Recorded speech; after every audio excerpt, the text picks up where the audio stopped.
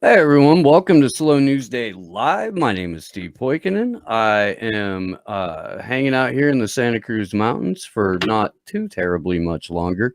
Glory Jones will be checking in with us live from Boca Raton at a Free Palestine protest. And we are joined... We're joined by our good friend Franco. Frank Analysis. This doesn't happen nearly often enough, and I'm glad you're here on the show, man. How you doing? I'm doing great, Steve. I'm glad to be here. Yeah, definitely need to collaborate a lot more. We agree on a lot of stuff. We'll get into maybe a little bit of what we were kind of bullshitting about before we went on the stream here down the road, but right off the bat. I would like to hear what your reaction to the announcement of the ceasefire between Hamas and Israel starting at I guess 2 a.m., which would be about now. Ceasefire, but then they're still going to fund them on top of the 3.8 billion that we give them every year. They're going to give them $735 million more. So how is that really a ceasefire? It's more of the same. Because for a while the cameras are still pointed, they're not going to be doing the genocide out in the open. So technically, right. Ceasefire. They'll still be an occupying force. They'll still be an apartheid and terror state. It's just that while cameras are pointing at them, maybe won't be actively doing genocide while we're still watching. They'll wait a week. Regardless, we'll still report on all the shit that they do. I'm seeing more awareness now than before. I just hope that it doesn't go away. Just like how we have things that are just like the flavor of the week, like with Force to Vote, that was a flavor of the week. We have other things that are like flavor of the week. But yeah, I just hope that this doesn't just die down. People shouldn't stop protesting. People shouldn't stop talking about it. This is these are people's lives that are getting destroyed, and the U.S. is doing that with our taxpayer dollars. But yeah, I'm glad to see that there's more awareness about this now. Even the pseudo left channels are on board with protesting against Israel. But yeah, are you seeing more support about this than before? And if so, by how much, man? Yeah, because for the first time really in my memory, there's been what I would consider to be almost unilateral support across the media sphere, or at least unilateral for the first time ever airing both sides of it. They had somebody speaking on behalf of Palestinians on Fox and CNN and shit like that. I've never seen that. So momentum, but that's when I go, what are we missing? What aren't we seeing? When we've got, nearly across the board ideologically, people saying, okay, Israel's maybe a little bit overstepped on this one. I want to believe that it's people who, recognize that this is sick and want it to stop. I do. But at the same time, there's a whole bunch of other shit that's going on. And it almost I don't know. I would imagine the ceasefire was negotiated way before it was announced. I would imagine that the weapons sale was already going to go through regardless. So who benefited from all this, and what was happening when we weren't looking? That's what I'm cynically more interested in, because if I honestly dwell on the suffering that people in Gaza have to endure every day, I'll probably go fucking nuts. Was it your show that was talking about maybe they want to replace Netanyahu with somebody else?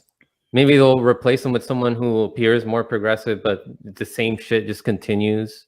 Well, and that's what they were trying to do in I think it was 2019, when they were trying to ouster Netanyahu, or at least the U.S. Democrats were more supportive of the guy who was running against him, the former IDF general named Benny Gantz, who's being tried for war crimes, or was at the time that he was running for prime minister of Israel, was being at least investigated by the ICC for war crimes. They wanted to try him, and Netanyahu, much like John Bolton and Mike Pompeo, don't recognize the legitimacy of the International Criminal Court. So they said, "Nah, go fuck yourself."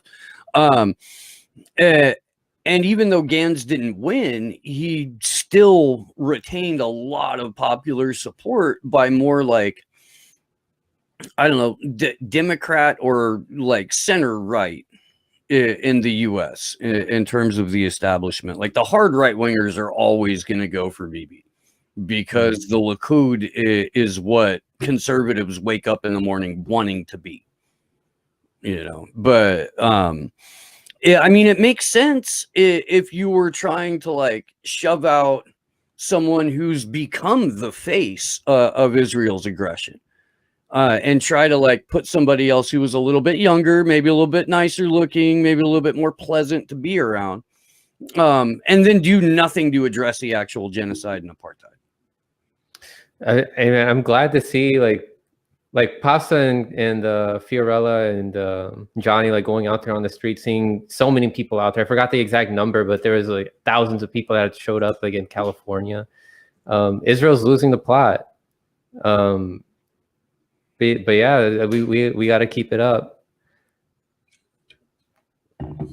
And then there's the whole possibility of the what it means with all of the with all the stories about freaking UFO disclosure with shit like that. Like, what I mean, have you been seeing any of this shit? Did you see the 60 Minutes thing? Did you see any of that? Like, I mean, they're pushing it. I saw the Ben Norton tweet that was like, yeah, the U.S. has lied about it before, like in 1997, or the CIA lied about it, said that there was UFO sightings. So, I mean, could they be lying again? Like, I wouldn't put it past them, especially with everything going on, not just with what's going on with Israel, but what's going on with COVID and the forced vaccination. I wouldn't put it past them. Do we get the fake alien invasion, Franco? Do we get the blue beam? Do we get it? I don't know. That's fucking. I mean, but I don't like. This is the kind of shit that it's really fun to talk about, and it's fun to joke about until it's real, and then you're like, oh, that was supposed to be a joke. Fuck. Like I don't know, dude. I don't know. We walk such a fine line here between like what we report on and what we joke about and what is genuine like ridiculousness and what is actually real shit. Glory Jones. What's up, Glory? Ladies, I'm back in this car up. Please don't get hit. Yeah, I was gonna hit you. It's me. Okay, sorry. Oh shit. The whole Slow News Day audience was about to see that. Right? Yeah. Please. Yeah, I got you. Don't worry. What the hell's the line of cops there for, Jones? So I wasn't there because there was just like so much happening at once. But according to what people are telling me, basically a Zionist came and flicked someone off. So they got hit, and then this was essentially the response. Yeah, they formed one of their lines here. They've been trying to keep us within the confines of this plaza the whole march, though. Can we full screen Jones, Josh? Or no?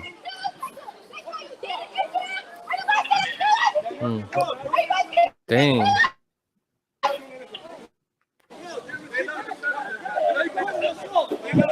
Yeah. The organizers are being super duper cooperative right now, though. Because a lot of children, so their safety first is important. You're breaking So up they're like a just trying to- motherfucker, Jones. So they're trying to get people to. Oh shit.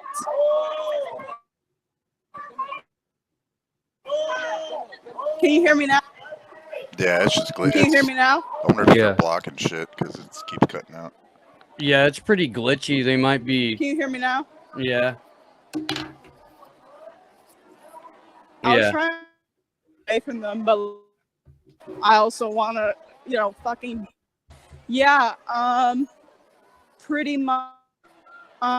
There were a line, but the organizers are being super cooperative with them because there's like tons of families here and tons of children, like little children. So they're just okay. Now it's raining. That's awesome.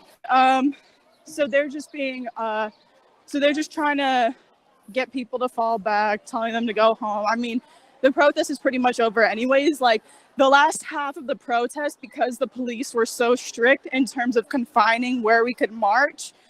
Like basically what happened was like the protest kind of broke up into super part where there was like a group that was Gaza, but because they were confined to their marching route, and there was no way of like, straying too far from the protest at any given time.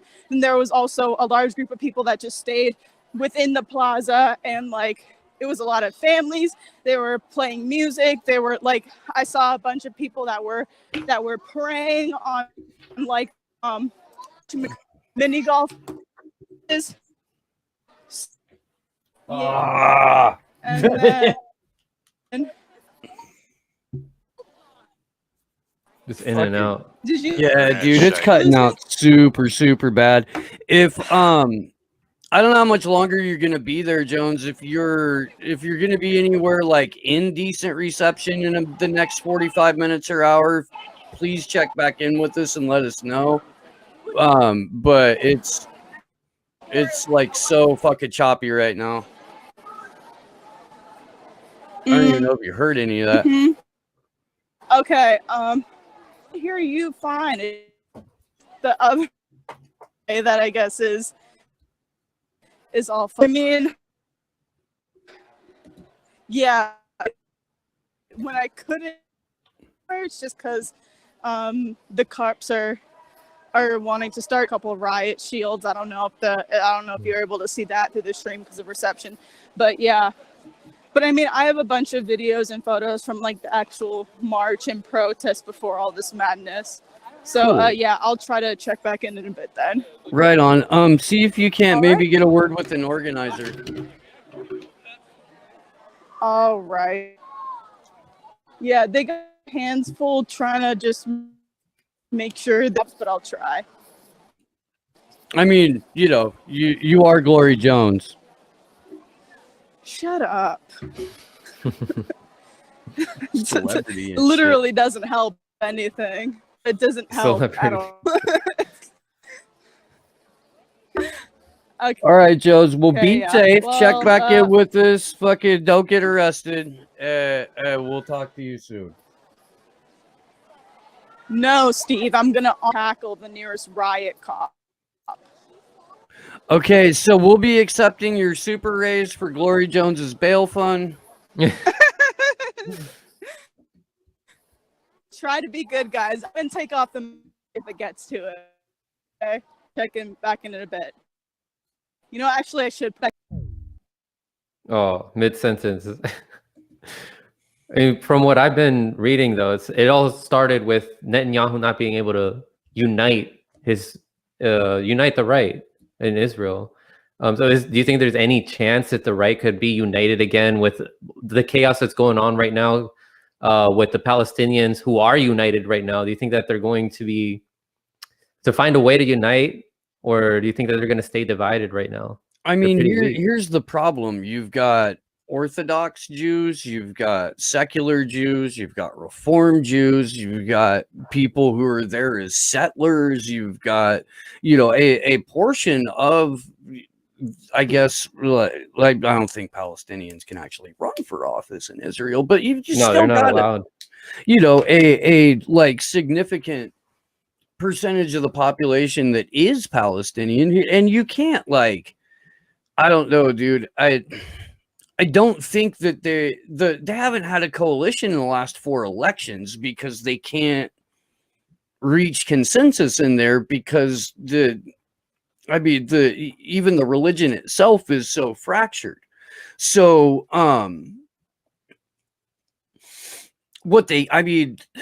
I don't know, dude, because there's nothing like a genocide to bring the country together. I mean, George Bush had fucking approval ratings in the upper 80s, 90s when the fucking second Iraq war started, you know? That nothing unites a country like murdering your neighbors. And I mean, Which is that what we need with this alien invasion? Like, so that the whole world unites. Yeah. Yeah, you get that new global governance that way. You get the fucking, because you can't say New World Order anymore. Even the World Economic Forum knows that. So they changed it to New Global Governance. In the thoughts that nobody would pick up on that, I guess. I don't know. How long they've been saying New World Order? Like George H.W. Bush came out and said it, I think it was 1990, maybe 1991. But that's also when the like drafts for Agenda 2030 were starting to get drawn up. Like Agenda 21 was already part of the UN's to-do list. It's now we're almost halfway through 2021. Holy fuck, I can't believe it's almost the end of May. Bro, it's about to be 2022 and then 2023. Yeah, and they'll be talking about rolling out that 6G. And then approving the vaccines by then. They're going to get approved. They're up for approval by 2023. Does that mean we get another 3-year election cycle again where we get to talk about nothing but elections for 3 years?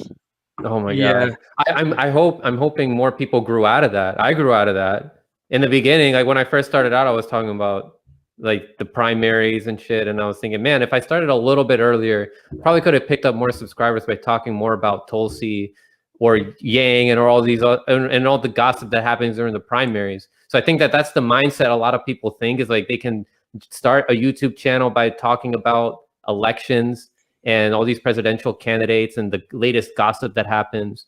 But thankfully I grew out of that, but I think that we will see that. That usually, like we had like an explosion of new YouTubers in 2016, Nico House being one of them, Combo Couch. And then in 2020, there was another explosion, or at least some that got noticed. Do you think that'll and you think that'll happen with the midterms or no? Because I started my show October of 2018, but not as a, hey, let's talk about the midterms sort of thing, like, and I checked back, dude. I had like usual suspects for like lefty political commentators for a small show, but at the same time I was also having on a number of other people with different perspectives, and you're right. I mean, the great way to come into the thing is to waltz in and give fucking everybody else's commentary on what's going on. As to repeat what like Kyle and Jimmy say is like what the formula that a lot of people choose. 100%. And like it, you can have there's nothing wrong with having a reaction channel, right? I mean, fuck, dude, like I'm entertained as fuck watching some people react to shit on the interwebs. Highly entertaining. But we don't do that. We're coming at it from a place of activism. And so we have like specific things that we want to get done. And unfortunately, none of them can happen electorally. None of them can happen legislatively because we're trying to solve the problems that have to get fixed before you can even address politics or party ideology or, you know, how the voting is going to go. Which with the Palestine situation right now, that didn't happen because of electoral politics. It's not because we voted the right people that were against what Israel was doing. It's because there was a mass conscious awakening about what was going on in Israel.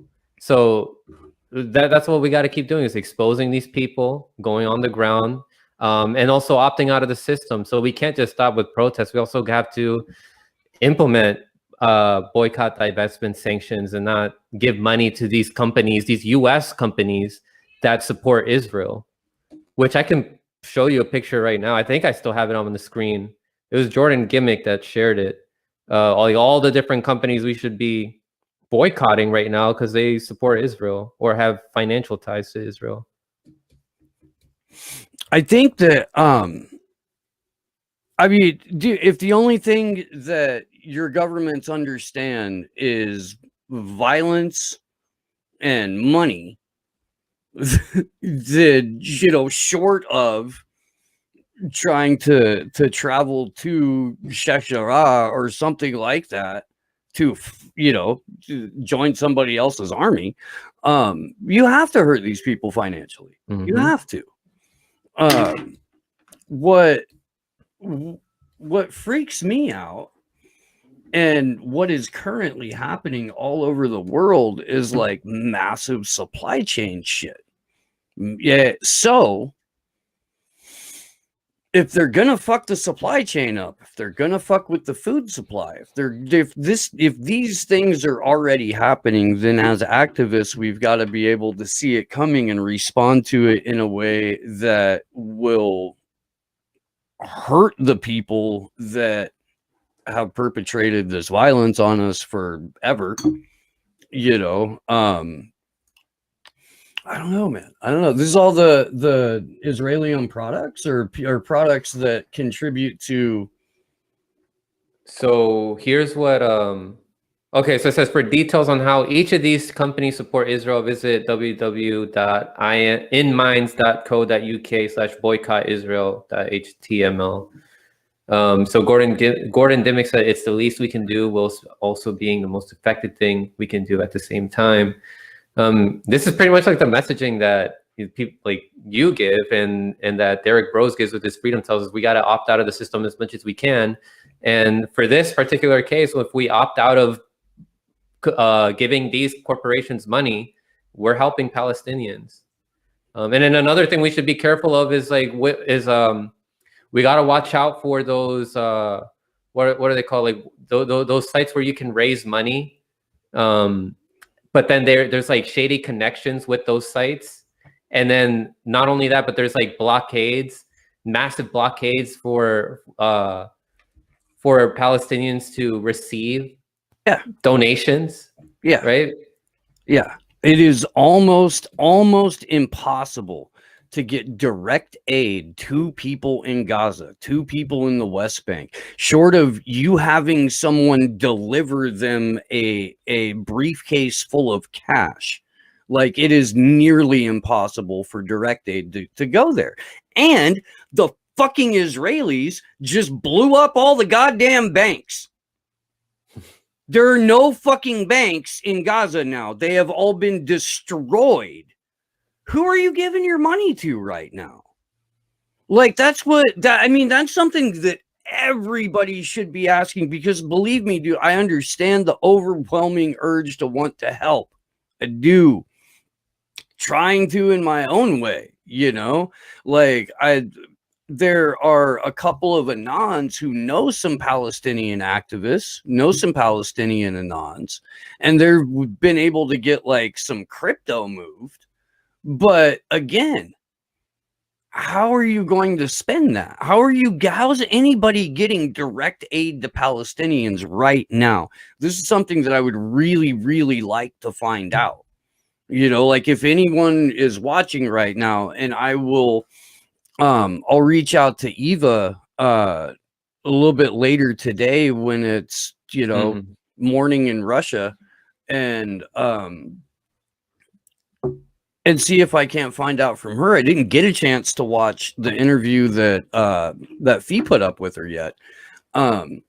But I mean, maybe it's addressed there too. I would highly recommend that you guys go, if you haven't, go watch the Convo Couch interview that just got posted right before we went on with Eva Bartlett.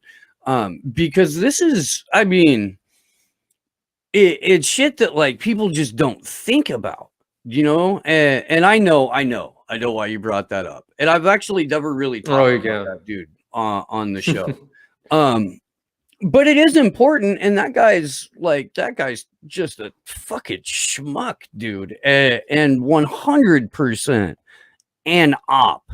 That's that dude. I mean, just look at the things that he says. But yeah, it can be tricky. Like, how do you know that there's like if you want to donate to somebody online, and like somebody claims to be in Palestine also, and how can you know like if they're like an actual real person, or they're not just going to keep it to themselves or do something shady with the money? Like could we contact like some of like I see like Richard Medhurst and the Gray Zone people like interviewing like Palestinian doctors or other people that are in Palestine? Like, is there a way we can give money to those people directly and then they distribute it to the people who need it, and then they show actual evidence that they're giving it to the people that need it there? I don't know, but that should be something that we should ask people like Eva or other journalists that we bring on who are more experts on this issue. But yeah, fuck that guy, Vosh. Like shaming people into voting for Joe Biden, who's continuing this right now. And he was even being a big pro-Israeli during the presidential run. So, I mean, what were these people expecting? Of course, we were going to get this. It's the continuation of what we were doing with Trump and what was happening with Obama. And before that, we were just going to get more of that. And you're going to trust this guy and give money to him?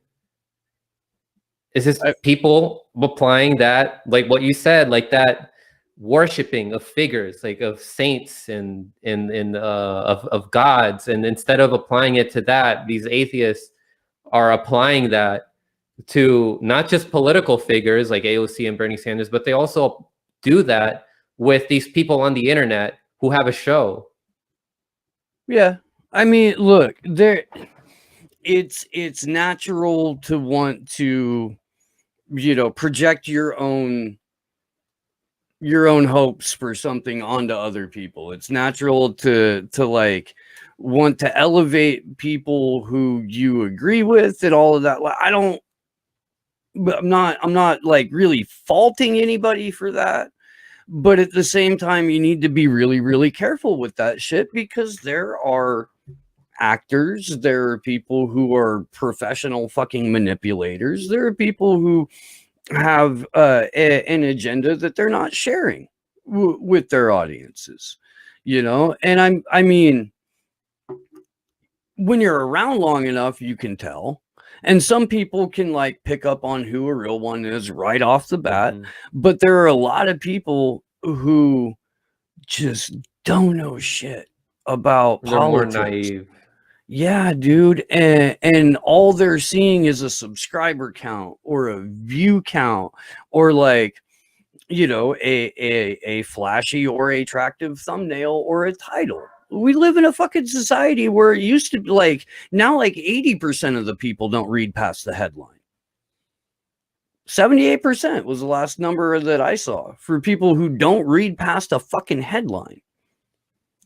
So if that's all, you know, and then if you get pulled into the political world, especially if it's from like Twitch or something, bro, why would you watch a fucking milquetoast white dude play video games and think that guy's going to teach you about politics? Why would you fucking do that?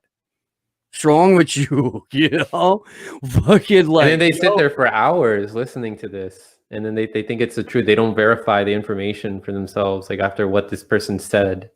But should we be using like this to our advantage? Like, I know there's people like our friend Propaganda who wants to do this, but he's more well-read, he's more informed than than pretty much everybody on Twitch who does this for a living. Should we be trying to do something like this so that we can guide these Generation Zers into the right direction? I don't know. I don't. I mean, dude, I'm 43. I'm not getting on Twitch and playing fucking video games. You know, this is not fucking. It You ain't can happening. play Sega Genesis or something, and just Right? have like some vintage games on there, and people will be like, "Oh shit, I've never seen that before." I mean, I'd Like, probably these do it if I had years. time, but I don't have time for that shit. But I mean, yeah, dude. If it's if any way that we can effectively communicate a message to a large group of people, I'm all for exploring. I am. Like I'm also pretty fucking self-aware. So I would assign myself a different role. You know what I mean? But like, yeah, dude, sure, absolutely. You know, if you're fucking, if that's already something you were gonna do, or if you're already, skilled enough, knowledgeable enough to effectively communicate this information while fucking around and playing video games, go do that shit. Yeah, why not? Why not, man? And like, I just, fucking. I personally can't do that. I suck at video games. I do better having like group discussions, having panels, and I ask questions or bringing on guests or showing people sources where they can find better information. Like that's my comfort area. But if other people feel like they can do it the other way by playing video games, but the right sources and you can guide people into the right direction, and also expose some of these liars or some of these lazy people that are just repeating State Department talking points, and please do it, because a lot of these Generation Zers, they're just hardwired that way by society to distract themselves by playing video games and stuff. Because that's just how it's how they raise us. Well, yeah, I mean, it's a babysitter and it's also a propaganda tool. How many things have you seen over the last couple of years that are just 100% narrative management tools or recruitment tools for the military? You saw the bad news app, right? That we were going over a few weeks back, where it like teaches you, they frame it in terms of fake news as a virus. This app can help inoculate you by giving you small doses of fake news, allowing you to be able to recognize them. And it actually walks you through setting up a Twitter as a conspiracy theorist and making your own fake news site, to the point to where they like include real shit, but they change one word that will nullify the real shit in it. It's insidious, which is an underused and lovely word. Have you heard from your kids, or like what they are teaching them in school, and if it's more brainwashing than it was when you were? Dude, my 14-year-old didn't know we were at war in Afghanistan. Straight up. I had to teach her that like 3 years ago. So I was a teaching assistant for a university when I was a grad student, just like less than 2 years ago. And my students didn't know we were bombing 7 different countries. And like, I mean, it doesn't surprise me, but dang, I didn't know we were bombing that many countries. I thought we were just in Iraq. They don't talk about this. They don't talk about this stuff in grade school. They don't talk about it in high school. No, they purposely prey upon the ignorance of people not being able to put Afghanistan on a map, foreign policy, not knowing about our history. Yeah. It's a lot to unwind and undo for people like us as content creators who want to inform people. That's what's so cool about what we're doing with MCSC, though, because now that there's like a fucking, crew together, like we could sort of like branch off a little bit, and people could pick up different areas of concentration. And then when we all get together and overlap, it's, all of these different, I guess, avenues of education and research and information and idea sharing that can come together. And I don't see anybody else doing that, man. I don't. But like, we've all got different areas of interest.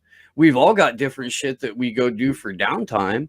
You know, like there's all kinds of different things that we could do, like as a group, that I really just don't see in elsewhere in the media landscape. And it's really fucking unique. It's really cool. We just got to figure out how to make it, I don't know, fucking viral.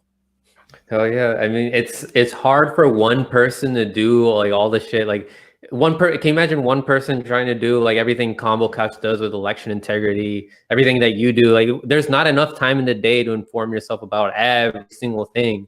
So yeah, having this network where everybody has different areas of expertise is really key. But yeah, how do we make this viral? Because right now they're suppressing the shit out of us. Red Economics is here saying that Mana Talk, both of his accounts, his main one and backup, were just deleted this morning. I don't know when they're going to delete my channel, but when are they going to hit that? Should we just, if that happens, I'm thinking, should we just do what Ryan Christian was doing and have some of our fans and just pirate stream wherever we can? Yeah, 100%. 100%. And this fall, if we can, really want to do like a you know, like small club or smaller venue fucking in-person tour, because all of this works so much better when you're in front of people in real time, like in person. And I think that, like, as things like the Greater Reset that Bros is doing, like, gains more and more of an audience, where we can kind of like bring all of these things together eventually, that's gotta be a goal. It does. And we've got a time limit on it, because we're gonna have to show the papers to travel. Yeah, I mean, fucking, I'm done flying when they say you've got to have, you know, the boop boop there to get on a fucking airplane. Fuck you, no, I don't. What if you get a fake boop boop pass if it becomes that strict? I think Hey, I might look, just do that. but here's the thing: the magnet shit. Oh, you think they're gonna start testing people? Like, all right, let's see if you actually did get back. And they put a magnet on your shoulder. Oh man. I think that before too long, because they talk about it in these like global health security reports and the all of the white papers coming out about like advancements in medical technology and shit like that. They talk about being able to run diagnostics on you through an app, because you will have had enough fucking electronics shot into you or like stuck on you for a fucking diagnostics workup to be done, like, while you can do it yourself. In the global health security report, there's an entire section dedicated to self-diagnosis and handheld mass spectrometer, like eliminating a physical doctor from all of this, by the way, is what it does. It eliminates another, you know, need for multiple human beings in terms of what would happen if you went to like a trauma center or something like that. It's eliminating the personal connection from the medical industry 100%. And you, the individual, and this is a relatively short amount of time, you know, off in the future, you, the individual, will be doing most of your own medicine, because you will have, you know, your app or whatever that will do the diagnostics. You'll have self-administering vaccines, self-administering all that shit, dude. This is why we need, you know, we need to keep pushing things like freedom cells, where people can write down like what their skills are. Hopefully we can get somebody that's just as politically aware as they are with biology or holistic medicine, medication. They can put that, and then they can just be the local doctor. But that's also something that people can be teaching themselves. having homeschooling programs, or you're teaching kids about holistic medication, just some basic stuff, because they're not teaching us this shit in school because they want us to be indoctrinated into the system and be dependent on big pharma.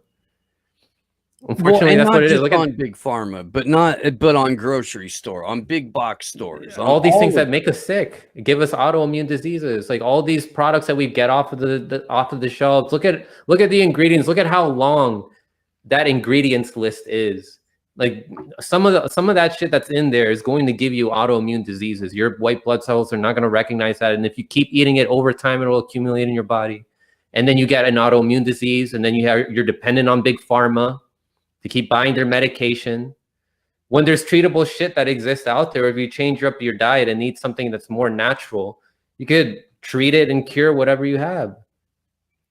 Dude, our newest member to the MCSC, Trace, Sky Daddy, yeah, she has lupus because of a fucking vaccine that she was forced to take. Which vaccine? You'd have to ask her. I would love to interview her on that. She's got a tweet up about it. I'd probably go find it here real quick. Yeah, I saw the tweet, but I don't remember what vaccine she said. But this is millions of people like her are out there, and this kind of stuff is getting suppressed. They're indoctrinating people even more now, making them think, "Oh, you need to get the vaccine." Oh, like it's the like if you don't take it, you're being selfish. If you don't think about the other people that are going to get sick. If the whole purpose of the vaccine is to make you more resistant, to protect you from getting sick. So what's the point of taking this vaccine if you're not going to be 100% protected, or not even 90% protected? And why the fuck are you giving it to people that already had the goddamn virus? Because they supposedly have the antibodies now, right? I can't tell you how many Twitter posts that I've seen from people just not putting it together, that are like, "Oh God, fuck the CDC for lifting the mask mandate because my whole family is vaccinated and we all have coronavirus again. Fucking fuck these people with that. They're fucking no, that's not why you have the Rona again. It's not because people aren't wearing masks. It's because you got vaccinated with something that isn't a vaccine." They tell you just had fucking big Tedros on. That was a great interview, by the way. I watched that late night last night. I mean, and he's right.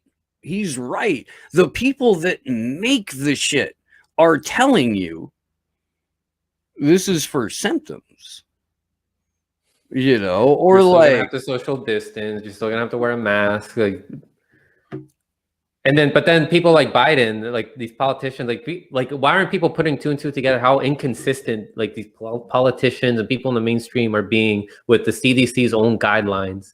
Biden's out here telling you after you get vaccinated, you'll get your freedoms back. You don't have to wear a mask anymore. You can go back out in public, but if you didn't, you have to keep wearing a mask. You have to stay indoors. You can't be around people. Did you see the last show that we did with Ryan where we pulled up? I gotta watch that. There's so much that happened that week. We pulled up videos from the Vax Live thing. Oh, which was just a little bit under 2 weeks. 2 weeks ago, this Saturday is when that shit show happened, and it's Biden and Jill, and Jill is wearing that creepy fucking plant dress that looks like the curtains in grandma's kitchen from when you were a kid. She's wearing that thing. It's got leaves coming up out of it. It's fucking weird, dude.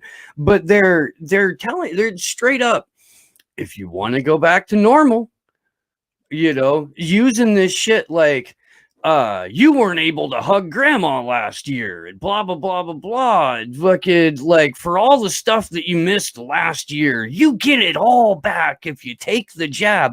And then you roll the clip for the safety measures that they took for the Vax Live concert. Now, all of these people in the Vax Live concert that heard this message from Biden have to know that they were being lied to, because before they could even come in, papers had to have proof of vaccination, also had to have a mask.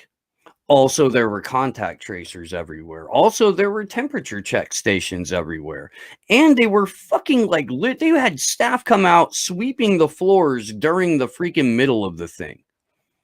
They got sanitizer stations every like 12 fucking feet. And it was limited capacity. So everybody there had the jab. Everybody. But you still had to reduce the capacity. You still had to mask up.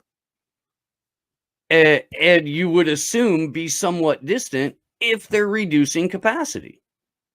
So what did you get back? You just got extra steps. You didn't get anything back. You got additional fucking work. You got additional hoops to jump through. Again, on something that only received emergency authorization.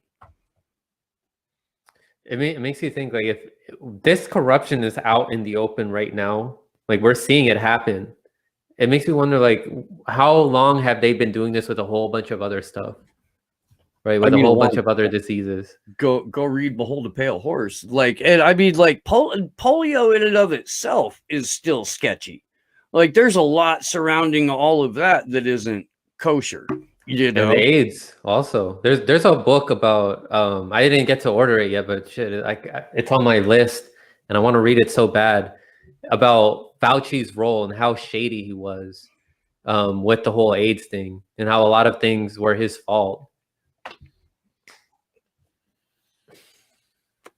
We go ahead and read through a couple of the Rockfed tips here while Glory Jones is popping in. It's always appreciated.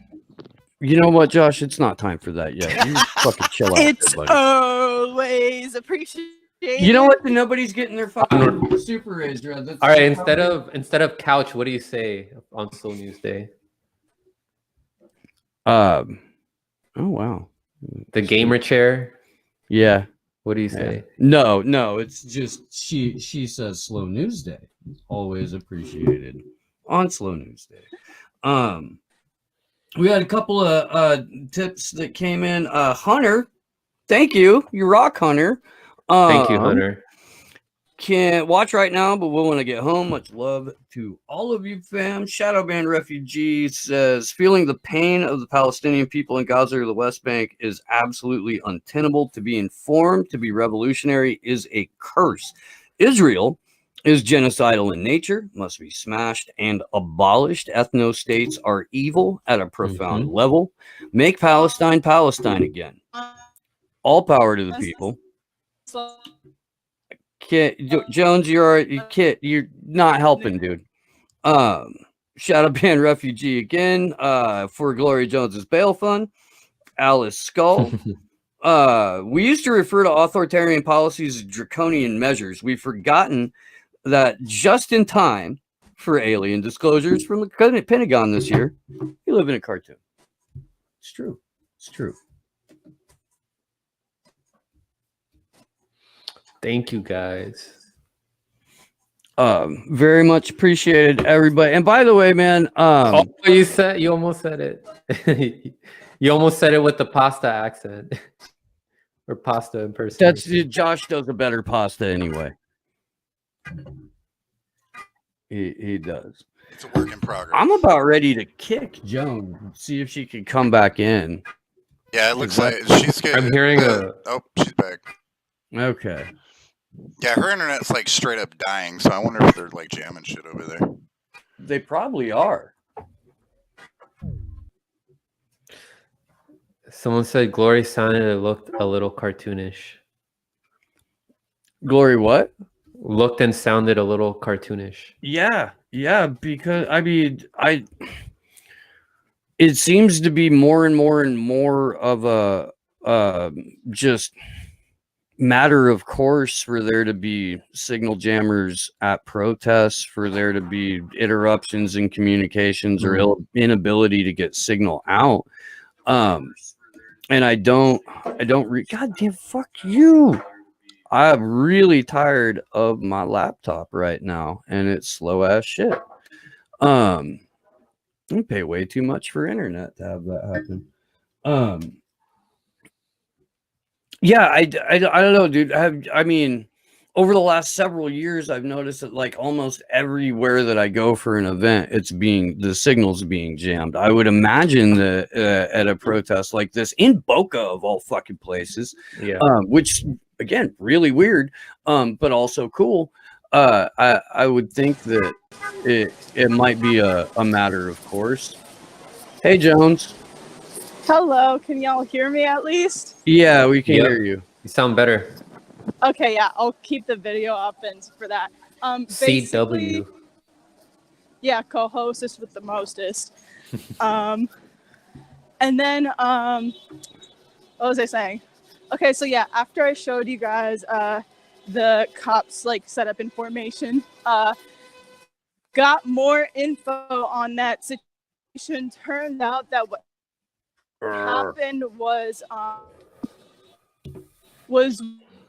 of the tests got into a very heated argument with Zionists. Oh my goodness, so loud.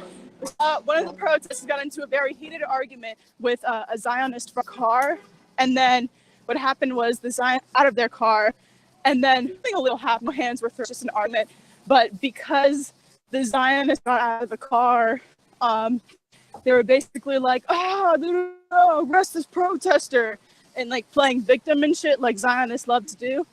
And then one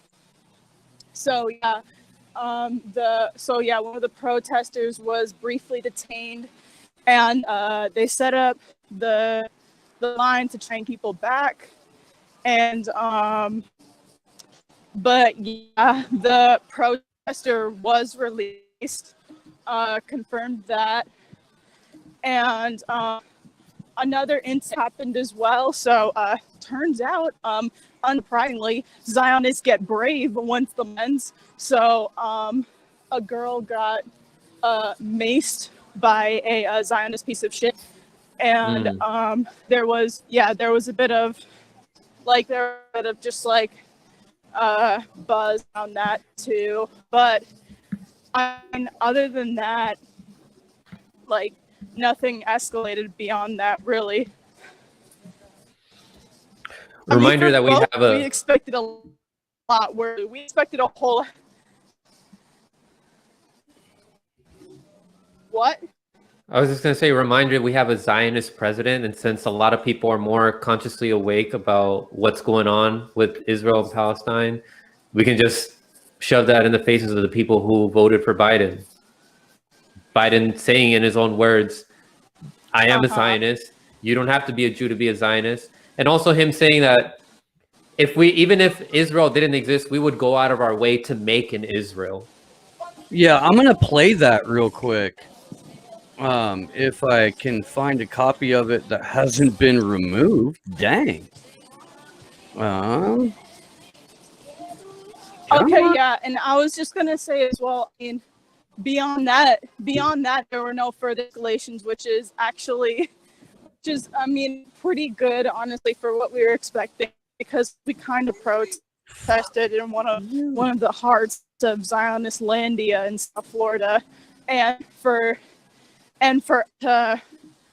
us to kind of make a statement and have that presence here for several hours at a time, get out unscathed.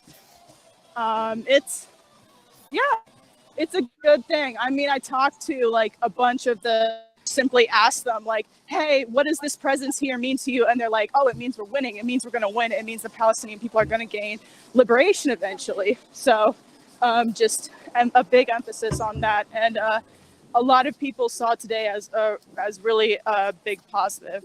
So here's Joe Biden back in 1986. If we look at the Middle East, beat me to it. I think it's about time we stop, those of us who support, as most of us do, Israel in this body, for apologizing for our support for Israel. There's no apology to be made. None. It is the best $3 billion investment we make. we make. Were there not an Israel, the United States of America would have to invent an Israel to protect her interest in the region. The United States would have to go out and invent an Israel. If we look...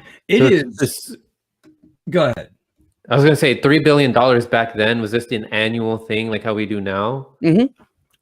And we're still doing that. Mm-hmm. Holy shit. Yeah. Yep. Years later, imagine all that money, what it could have been used for. Real quick, Steve, what year is that clip from? 1986, Glory Jones. Oh, wow. So before the founding of Hamas. Before the founding of Hamas. Yeah. When the Hamas was PLO founded, and Arafat were still there. The founding of Hamas is when? Early 2000? 87.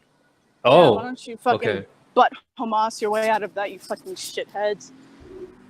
Yeah. 87 was when Hamas was formed, and they weren't elected until 2006 as the main political party.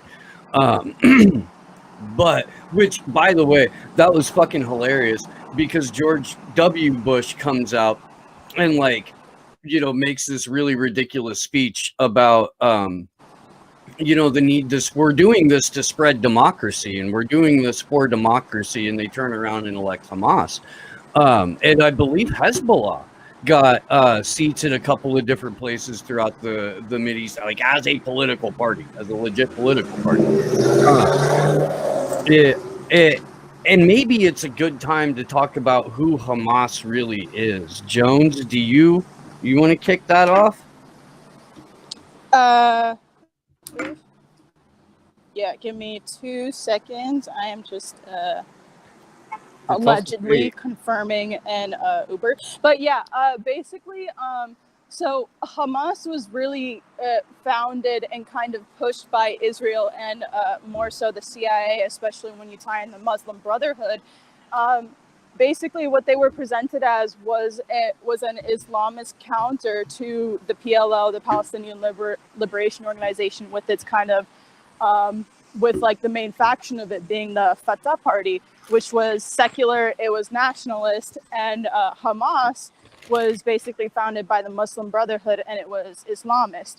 And so you'll see a lot of people when they try and butt Hamas their way out of this, what they'll do is they'll quote the original 1988 charter, which is it's fucking Islamist. What else do you expect? It calls for a jihad against it's thoroughly anti-Semitic, but also it's kind of dishonest to take the 1988 charter.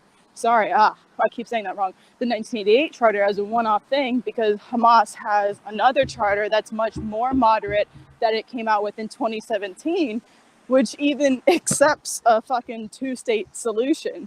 And it makes the distinction between Jewish people and Zionists. So there's that. And also, Hamas is what you would expect a corrupt political party to be, because what they've done is they've effectively taken up the mantle of resistance against the Israeli apartheid, because after the Oslo Accords, it established a Palestinian Authority, which essentially put the Fatah Party in power, and they disarmed because of that.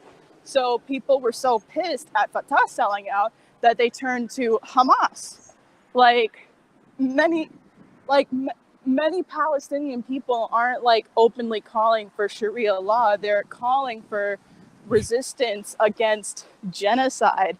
And because Hamas is kind of one of the only political parties doing that in Palestine, then they're kind of scapegoated for that. And then we also know from WikiLeaks and from Israeli intelligence files that they wanted Hamas to rise, that they pushed for Hamas because it would make the narrative much easier to control. They could paint the movement as anti-Semitic. They could paint it as completely Islamist and terrorist.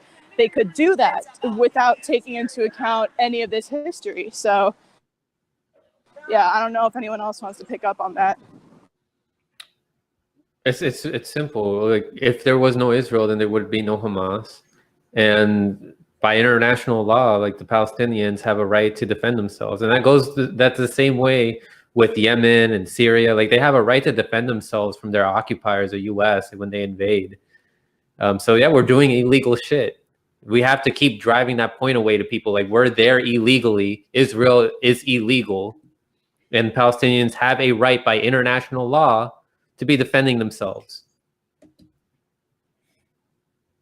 All that checks out, man. I mean, fuck, dude. And again, there's so many other things that are going alongside of this, or being like underreported, because for the first time people are actually actively checking in on this. Although I didn't see too many people talk about the fact that white phosphorus got dropped a couple of days ago. And again, that's a fucking war crime. Like everything about this is a war crime. Everything about it, you know, but fucking white phosphorus again. Also, people need to think about the tech that Israel has, where they can aim like where they're going to hit, where their weapons are going to hit. So they're purposely aiming places where innocent people live and are killing these innocent civilians. And they can also turn them off like midway, like as the drones and their bombs are on their way to hitting civilians, they can turn it off. This is the shit that they get with the aid of the US and the UK. Well, and by every retiree of Unit 8200 going and being able to partner with a couple other tech moguls to start another multi-billion-dollar tech startup, and have all of this neat security software in all sorts of world governments and businesses that have backdoors that lead right back to Unit 8200. And because there's a two-eyes relationship between Israel and the U.S., like there's a two-eyes relationship between the U.S. and the U.K., sometimes the CIA will get that information, sometimes they won't, sometimes they'll get a little bit of it. Like, you got to remember that all of these intelligence agencies are all actively fucking each other, too. You know, it's about whose paymaster is after what resource or what government, or, you know, at the time. When those interests align, you see stuff like a forever war on Afghanistan.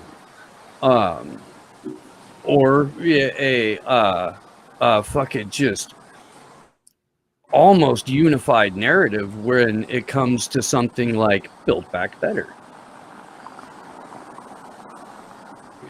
Right. So going back to what Joe Biden what he said, saying that if there was no Israel, they would go out of their way and invent another Israel. Like, let's say that we all succeed and Israel ceases to be a state, Palestinians gain equal rights. The U.S. will still go out of its way to try to gain control of another region, another country in that region, right? So that they can steal resources from those countries, so that they can invest, so they can have another country that's inventing all this tech or helping out big pharma like what Israel does. They're still going to go out of their way to do that. So it's up to us here in the U.S., we have to find a way to end this behavior that the U.S. has. And one of those ways that we can do is by keep going out into the street, like how Glory's doing right now, and also opting out of the system. Because again, this is who Joe Biden is. This guy. This is Joe Biden. Wait, hold real up. quick, Steve. I would be a Zionist. Okay. I was gonna say because my ride's 1 minute away, so. It's a 20-second clip. Okay, yeah, I didn't know how Were it I a was. Jew, I would be a Zionist. Oh, there we go. My father pointed out to me, I did not need to be a Jew to be a Zionist. For I am. Israel is essential to the security of Jews worldwide. Get that grid. Okay, real quick, y'all. My ride is coming up right now, so that means that my reception's about to take a shit. So, yeah, I'm gonna sign off here. All right, Glory. But Well, thank yeah. you. Of course. All right, peace, y'all. Peace. Glory Jones live from Boca Raton, which again is essentially like the Tel Aviv of Florida. I gotta reemphasize what Ali's saying in the chat. I don't know how you and Glory are able to remember names like that. I gotta learn how to do that. Like all these different names from history. I'm shit at it. I get it. Yeah. I don't know. I really don't. Sometimes I forget shit. I'm pretty upfront about that. But it's, oh, dude, Jesus. When it comes to stuff like this or stuff that you've deep researched, though, man, it's, you know, it sticks with you like it's song lyrics at that point. It's like if it's your favorite show or a favorite story from like a book series, so you're able to remember all these different characters and what they did and their importance and significance in the story. And it really, I mean, it taken solely as a story, eliminate the fact that we have to live through it, eliminate the fact that you know, it exists as our reality. It's a fascinating story, especially when you get into how the propaganda works and who the people doing the manipulating are, and then who the useful idiots are. Like it is fucking fascinating, man. You are going to be taking part in the Solution Summit next week, right?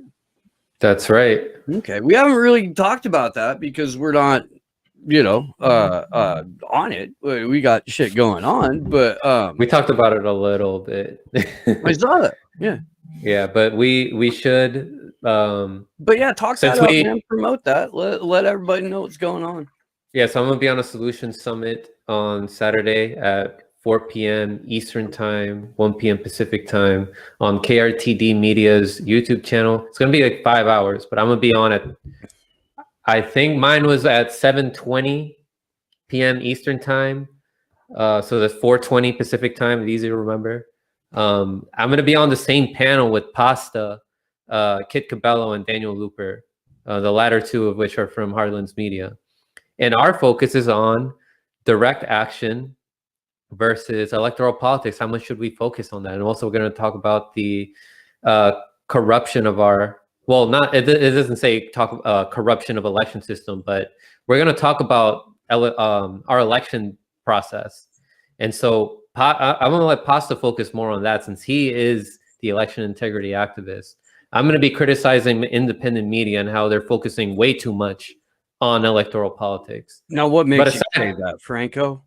What makes me say that is that it's privately owned. It's like Charlie falling for Lucy, like from Peanuts, like missing the football because she moves it out of the way over and over again. Like, when are we going to learn?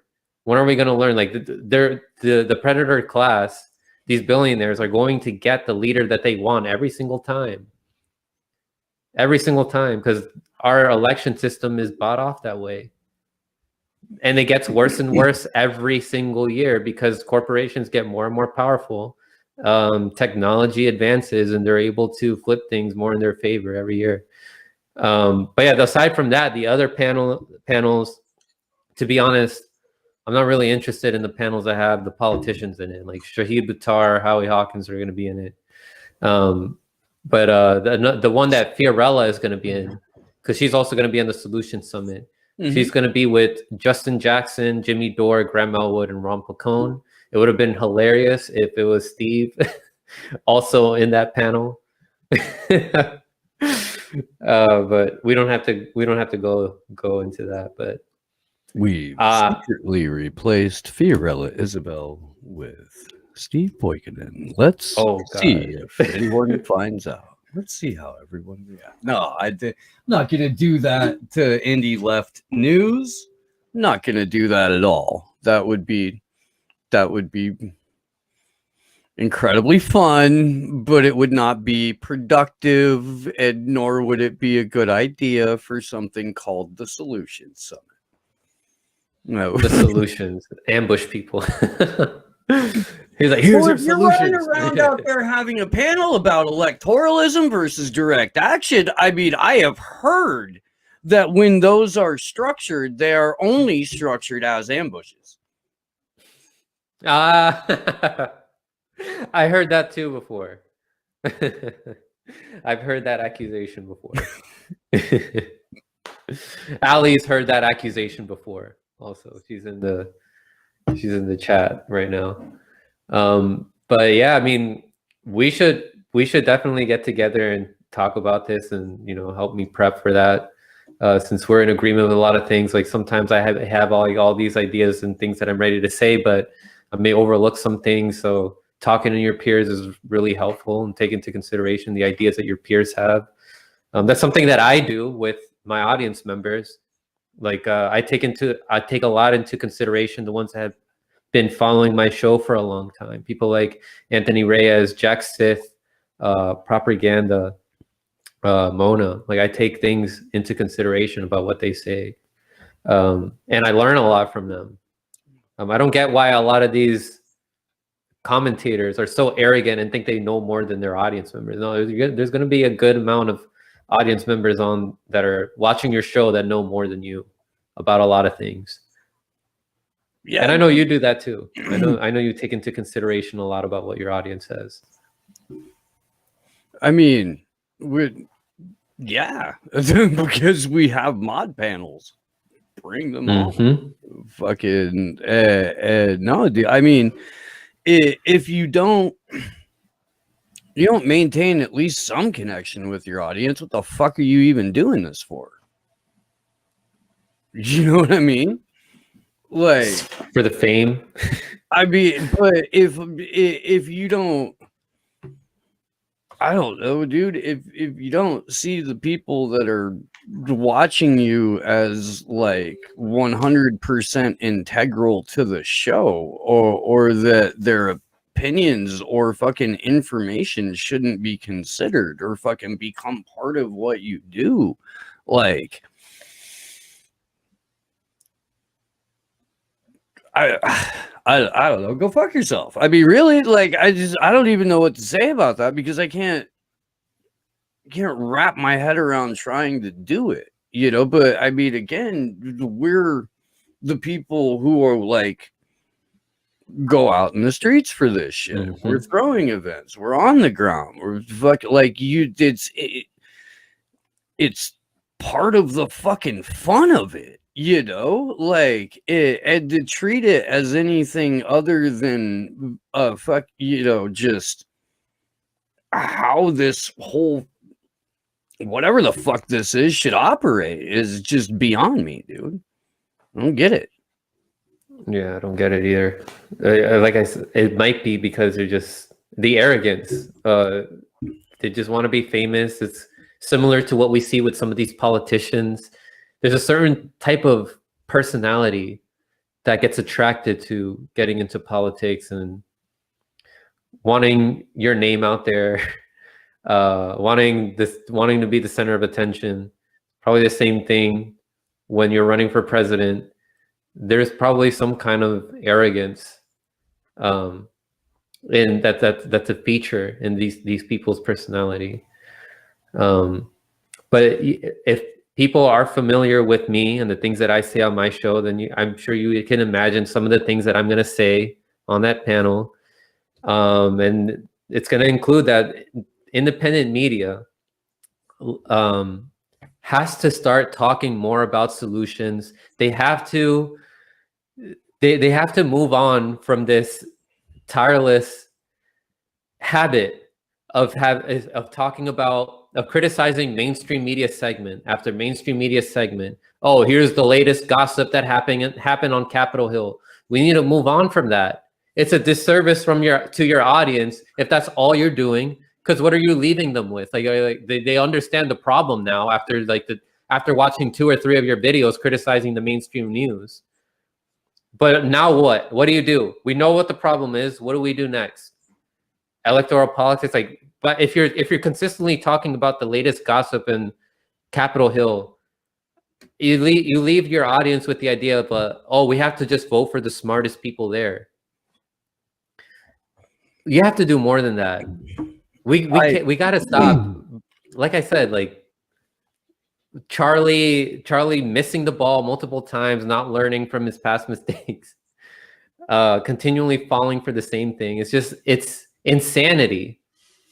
I have sat on live streams with, you know, a number of different show hosts, and we have agreed on camera that you can't legislate your way out of an oligarchy. You can't vote your way out of an oligarchy. We correctly identified the problem. And I've like straight up begged a couple of people to like help us make the people who don't want their names household names. Mm-hmm. And when I see that the reaction to that almost overwhelmingly is, yeah, no, man, my audience is never going to go for that.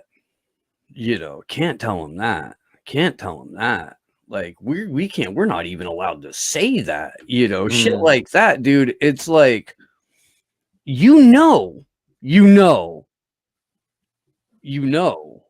and yet this is what you're pushing and this is what you're focusing on talking about.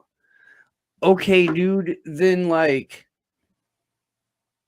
admit that you're a pundit, and if you want to report on something that's happening, report on the shit that we're doing in the streets. You know, comment on it. Give your audience a sense of direction, right? And I want to point something out. Cat 83 makes a good point. It's like, but Franco, the thoughts is to keep doing. Okay, they're trying to say, but Franco, the point of criticizing mainstream news is so you can reach more normies and tell them about why mainstream media is so wrong. All right, I'm not saying you got to stop doing that, but move on from certain topics, and that shouldn't be your only focus. You can still do it like once or twice a week, but having that be every single segment is a segment criticizing the mainstream news and not going deeper into how this is all connected and why the narrative is the way that it is and who owns what. Not putting all these things together and then giving people, okay, we understand like the deep intricacies of the problem now, not just the surface of what the mainstream media puts out there, but we can go deeper than that, and we have a better idea of what the solution is. Like, for example, like opting out of the system, like that goes deep. You're hurting the pockets of people like Bill Gates and Eric Schmidt. But yeah, just endlessly talking about surface level shit by criticizing the mainstream news. Your audience will understand that. Like the normies will understand that by just watching 2 of your videos. Well, and here's the other thing that I would say. Not every show needs to serve as both the bridge away from mainstream media and then like talking about all the really wild shit that a lot of us talk about. You know, I mean, that's a journey. It is. You don't go from zero to Mars. You don't. Like, that's not how that shit happens. So the hope is that you get shows that do serve as that kind of bridge, where the hosts aren't in it 100% for the money, but will at least be intellectually honest enough to say there are people that cover this shit that like we don't have time for, we can't touch, it's not in our wheelhouse, it would freak you guys out right now. And it's also they probably don't have time for it. But yeah, like bring on those experts like the Whitney Webbs, the Robbie Yeagers, the Corey Morningstars onto your show, right? At least you're introducing people to that. You're opening the door there, and then keep bringing them on. Yeah, and don't wait until we fucking harass the shit out of you for months and months and months and months and months. Do it because it's the right fucking thing to do. Yeah. Do it because if you trust your audience and they like you, they'll still watch your content. They'll just be able to learn more too. You know, but you'll become entertainment. And that's fine because what you're doing is entertainment. Infotainment. Yeah. Like once they're like I said, if you're just talking about mainstream, like criticizing the mainstream news, every segment is just infotainment at that point. I was like, oh, you're making fun of Rachel Maddow again. Yeah, like what do you get out of that besides a good laugh? Besides getting entertained, right? And Steve, you're not an expert in like Afghanistan. You're not an expert in like in Palestine, but you bring people on who could be called experts, right? You got Vanessa Beeley on, you have Eva Bartlett, and that's you introducing people and guiding people into Piers Robinson, sources. Dr. Piers Robinson. Yeah, dude, you're the most respectable motherfucker on the planet, and we got him to cuss. Like that's our show's lane. If you're a respectable person, we're going to get you to swear. That's the lane that we're in. That's the public service that we perform. But no, I mean, the whole point of this show is to, or at least the interviews, is to bring people on that are smarter than me and ask them questions about stuff. You know, I mean, we get an opportunity in 10 days now to have on Ty Clevenger, who is the Ed Butowski's attorney. He's the guy who's filed all the FOIA requests surrounding the Seth Rich case. He is single-handedly responsible for the vast majority of information that has become public about this case over the last several years. And the fact that we're almost 5 years removed from the assassination of Seth Rich and no one has been held accountable for it, fucking tragic.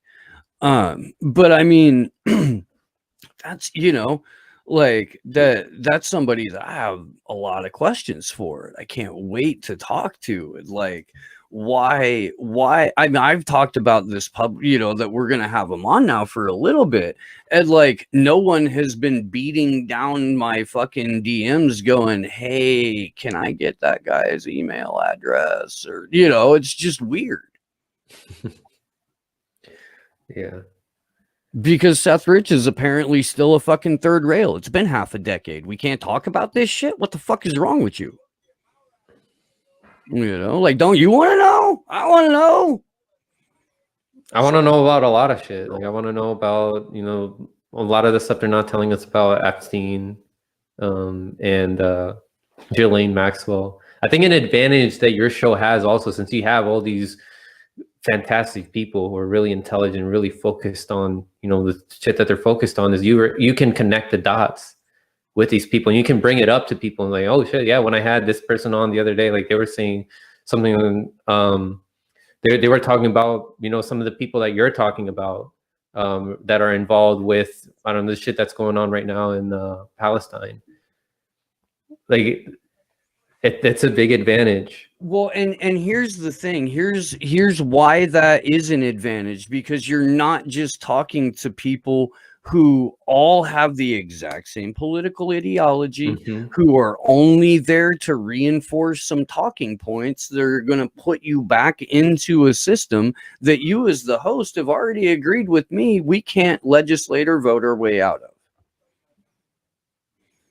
The fuck are you doing? When are people going to learn? And that's why look, I don't get invited to these panels very often, Franco. That's why. I'm sure you will soon.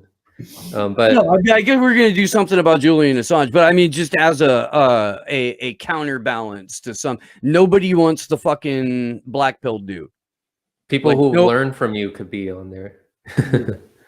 But What? So we were talking earlier about how there every election, like every 4 years, like when it's near an election, there's a bunch of new content creators that come out. I think now that there's some people like us, some people like people who we've radicalized more or helped radicalize more, who have just radicalized more on their own just because they're You're open-minded welcome, like Steve. that.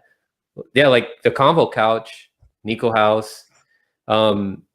There's an opportunity for a lot of us and the audience members too, because they're sending information, they're waking up a whole bunch of other people. There's an opportunity for us to wake up some of those new content creators. Dude, And then real quick, the coolest thing that anyone has ever told me about this show came from Anthony Reyes on the very first mod panel.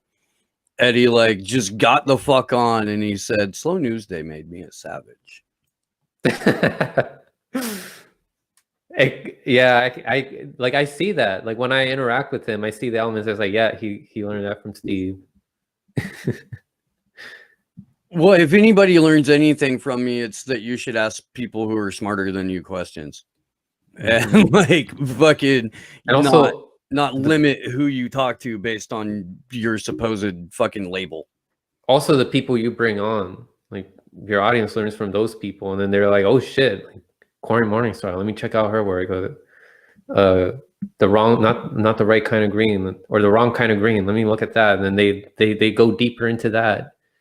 It makes them more angry to find out deeper shit and to find out that, damn, like I thought I was already really informed just by listening to some of these bigger channels that have over 100,000 subscribers, but there's a whole lot of shit that they don't know or that they're just not talking about. Finding out more shit makes you more angry and makes you more of a savage. We say all the time, dude, knowing things fucking hurts. It does, dude. It's painful, and no more so than when you actually like, you know, talk to somebody that you've known for a long time, or you know, thought that like you were kind of on the same page with, that is just picked up a couple of the narratives. I can't fucking tell you, Franco, how much it fucking kills me that people who used to know that big pharma didn't fucking tell you the truth, and people who used to know that the government didn't tell you the truth, have like made themselves forget all of this shit. And I say a lot that trying to unring the bell is painful. Bro, you can tell when you have interactions with people who just want to jump down your shit for asking questions. It's funny to me when I see some of these content creators, like the bigger ones, that they bring on Whitney Webb like a couple times, and then they forget everything she said. I mean, what you had her on, she revealed all this shit, and you're forgetting everything that she said. You're still saying the same things, like the same surface level shit. Like, what are you doing? Trying to fucking gain subscribers off of Whitney Webb's name. In some cases, for sure. So am I, you know, but You're not gonna forget everything she says. no, dude, that's my fucking homegirl. Like, I mean, fucking, and by the way, dude, Johnny Vedmore, hell of a musician. We should, anyway, we could like play that song after we like as we're closing, Josh, if I send it to you. Yeah, send it to my Twitter though. Oh wait, never mind. Send it to Element. I don't have it open on here, which is the problem. Okay. Ooh, there's that and that. He has 2 channels. I'm excited that Johnny finally followed me, Johnny Vedmore. Love that. It's an honor. Yeah. Does amazing work. Love that guy, Johnny. when you see this, I think it's just on a playlist, Josh. It's gonna be, so that's what you're getting. What am I sending it to you on Twitter? No, send it in. Yeah. Yes. Element. Fuck. I'm gonna have to cut away from the cameras for a minute. No worries.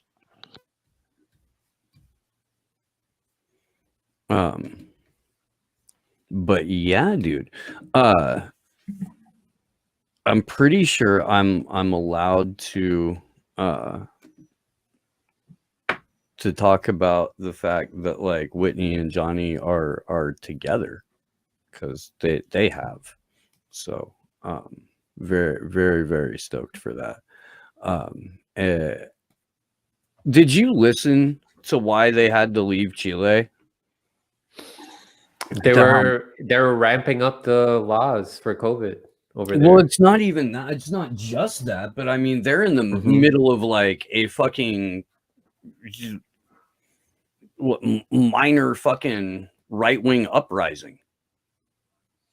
You know, it's and as Whitney's been saying, Chile as a nation has been sort of like the petri dish for neoliberalism since Pinochet. And the 5-tier lockdown that they rolled out in the UK test drove it in Chile first. But yeah, dude, they were getting like, they could have been massively fucked with had they stuck around, but it was impossible for her to do any work because you could only get to travel like X amount of hours a week. So she would have used all her week's worth of travel time to get her kid to the babysitter and then have to turn around and leave again without actually dropping the kid off to go home to work, because the amount of time it took to get to the babysitter was the entire week's worth of travel there and back. It's insane. So it's pretty much like like they're testing it out in Chile so that eventually they could try to implement those kind of laws in the US, give us like a limited amount of travel time. Like, oh no, the vaccines aren't enough, so we still got to social distance. We still got to stay in our homes, but we're still saving lives because of the vaccine. It's what they did in the UK. It's what they did in parts of Canada to an extent, you know, maybe not as severe as Chile, but fucking close for a number of places in the West. And the reason that we fucking try shit out on the global South is because nobody in the West gives a shit. It's like we were saying, they don't teach us in school. We're wired to not be able to put Afghanistan on the map. Some people don't even know where to find like my country, like Peru or Chile, on a map. It's like, oh yeah, is that southern Mexico? Like, what part of Mexico is Peru? Oh, it's just south of Ensenada. Is it near Cancun? Right by Rosarito. It is. I don't know, dude. I was fortunate. My grandparents were missionaries internationally, and so like they got me into traveling. Went to Japan with them, went to Guatemala with them, ended up going to Honduras as a result of that. And throughout my life have been to a number of foreign countries, all over the place, and fucking spent winter in Senegal. And I mean, just very fortunate in that regard. Thank you, 90s, Grateful Dead parking lots, widespread panic parking lots, fucking a pre 9/11 world. That's when I got the bulk of my travel in. That's really little when it was pre 9/11. But at least I remember it. Unfortunately, people like Glory can't. Yep, just don't know it. Yeah. I mean, and It's that's like we were. I mean, my kids don't. Amber's daughter pointed it out when we were in LA at the protest, but I mean, my 9-year-old, his entire life, Julian Assange has been subjected to some form of illegal and arbitrary detention and torture. There were less gates around these government facilities, like in DC, like Walter Reed. That wasn't gated. The NIH wasn't gated. They didn't have to show like scan their IDs to get into buildings. Things were more open back then, but now all that's normalized. Airport security also wasn't as like what it is today. Well, shit, man. Do you want to hear the Johnny Vedmore tune? Yeah, And then we'll close out of here and say goodbye for now. let's go ahead and hear it.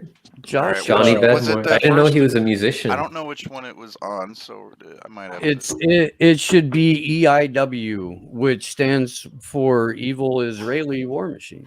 All right, let's see what happens here. Okay, this is it. I think. Let's check. Yeah. That's it. Burp. Israeli war machine, killing fucking children. Israeli war machine, killing fucking children. Israeli war machine, killing fucking children. Israeli war machine, killing fucking children. Netanyahu is a Nazi. Hey, I'll compare the two. Yeah, fuck you. Netanyahu is like Hitler. Hey, I'll compare the two. Oh, fuck you. Israeli government, cultural genocide on the land of Palestine.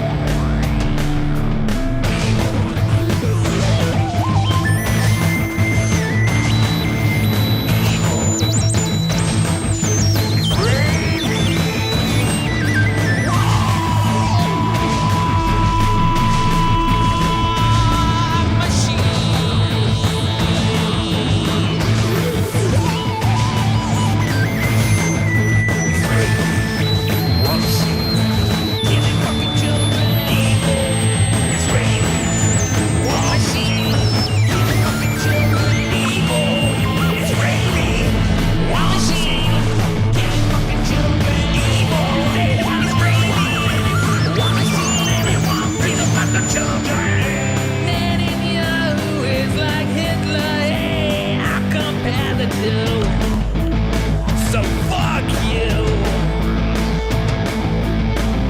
Netanyahu is like Nazi. Hey, I'll compare the two. So fuck you. Israeli government, cultural genocide of Palestine, and that's not fine.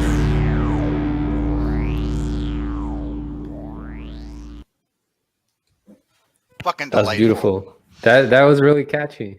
It flows really nice. That is Netanyahu is a Nazi. I'll compare the two.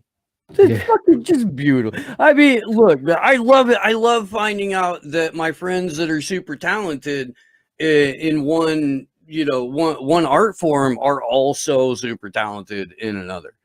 Like it is just, and there is a lot of art to what John. I mean, there's an art to researching, that deep research that he does, where he's like going in and like basically becoming a genealogist and an archaeologist and shit like that, dude. Like that's Virologist, like yeah, dude, molecular biologist. like the show prep for those interviews sucks. Just the amount of notes that I have just for like when Whitney comes on to bullshit is quite a bit. The stuff that we did prior to that Klaus Schwab deep dive with Johnny, man, I can't imagine what he had to go through. I know what we did was we did like 72 straight hours of fucking, you know, reading and research and fucking watching clips and shit, talks, and a lot, man. It's a lot. It's a lot of time. Yeah. Franco, thank you, my friend. Hey, Steve, thank you, man. Yeah, we got to do more of these. It's really fun. Yeah. Fuck yeah. Please let everybody know where they can find you and how they can support you, what you got going on, and pitch the panel you're going to be on one more time, please. Yeah, so you can find me on Frank Analysis on Twitter. I'm at B43Franco. If you go to my YouTube channel, you'll find the links to my Discord and other ways you can support the show. I'm also on Rockfin. I'm on Odyssey. I'm looking to get onto other alternative platforms out there, but for now I'm on Odyssey, YouTube, and Rockfin. Tonight, I'm going to be streaming with my friends Anthony Reyes and the infamous OCB, James from the Yellow Brick Road.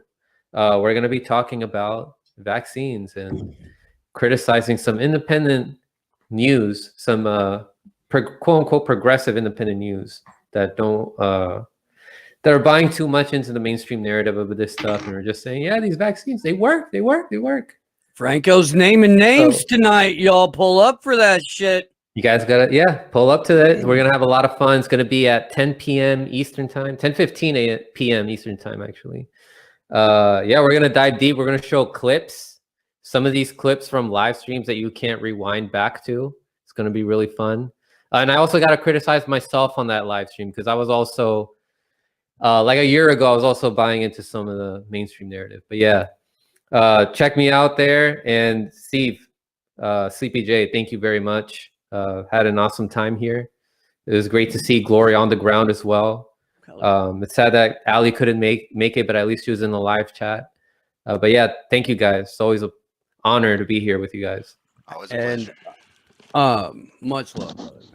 Thank you. This Sunday, real quick, guys, we're about to start airing on Aftermath FM, which by extension will carry the show on an iHeartRadio. There's an Aftermath FM channel on iHeart.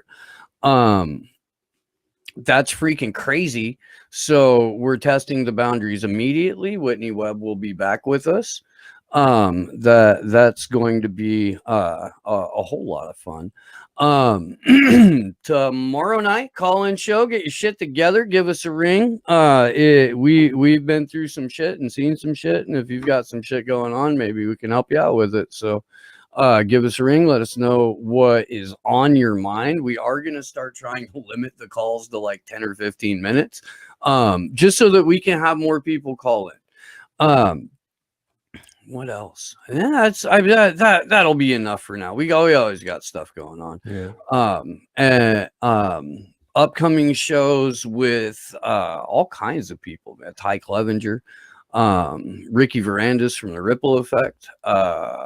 Who else? Greg Hoosh will be joining us. All kinds of folks, man. It's gonna be a hell of a next couple of weeks. Big thanks to Franco, to my better than your co-host Glory Jones.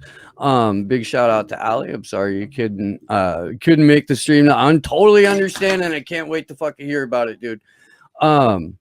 Everybody send Ali some love, and fucking fuck a job. I don't know. Everybody quit your job and move to the woods. And big thanks, Sleepy Josh, on the ones and twos, man. Thanks to everybody who threw a super chat or super ray. Fucking love the hell out of you guys. We will see you soon. Good luck to us all.